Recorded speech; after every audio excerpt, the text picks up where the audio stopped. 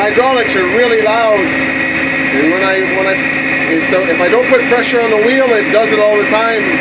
If I turn the wheel and put force on the wheel, it stops. If I put force on the wheel, it stops. As soon as I back up, now I'm going to plow a little bit. It's really loud, and if I turn the wheel, it doesn't make noise. As soon as I let go of the wheel, it makes a really bad noise.